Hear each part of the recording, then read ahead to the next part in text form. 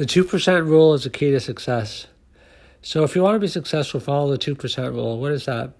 That is that 2% of the information, 2% of the experiences will be useful that you get. 98% will not be ultimately useful, but will give you learning of things that don't work, that will allow you to make alterations in different directions to go on the paths that do work. 2% of the dates or people that you meet romantically, will lead to, something that is ultimately reinforcing and, permanent or semi-permanent for you, if that's what you're looking for.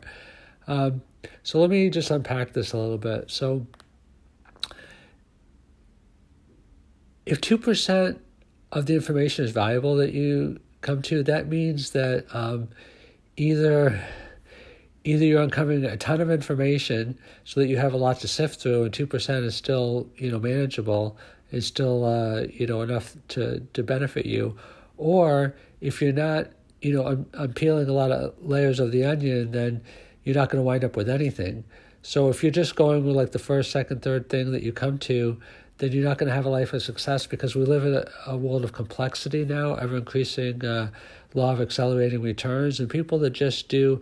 See, these are the people that get overly routinized. I'm not saying there's anything wrong with watching TV all day, but if you just get into a habit where you're just doing the first thing that comes to mind, or, you're living in the same world as other people, but you're not actually living in the same world mentally or in your experiences, because they say the future is already here. It's just not evenly distributed.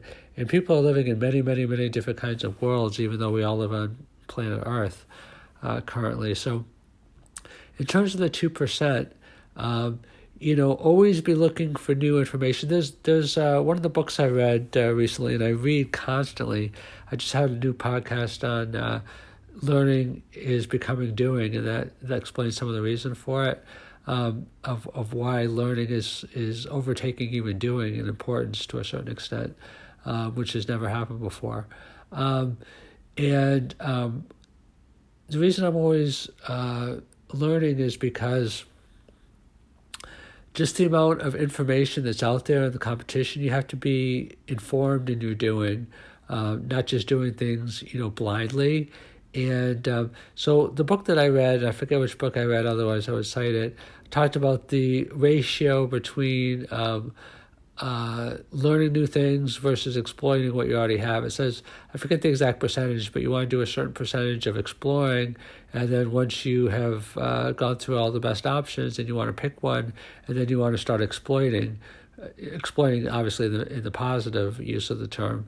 So you want to start, getting the benefits from the choices that you've made.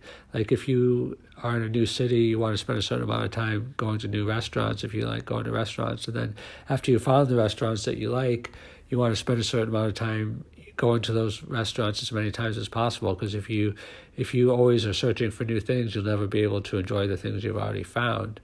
It's like if you always are searching for a new mate, you won't be able to enjoy the mate that you have or already could have. So the 2% rule is basically an examination, an illustration of the fact that in today's world, you have to be able to sift and sort and let a lot of things go. I mean, emotionally, if you're not strong, it's kind of difficult to do that, because you're like, I'm only keeping 2%, I'm letting 98% go. It just feels like I'm not getting anything out of this. But, pruning is critical to success in life. You have to get rid of the unessential, and just go to like a library. Like I had a book on the streaming of podcast on the streaming of libraries.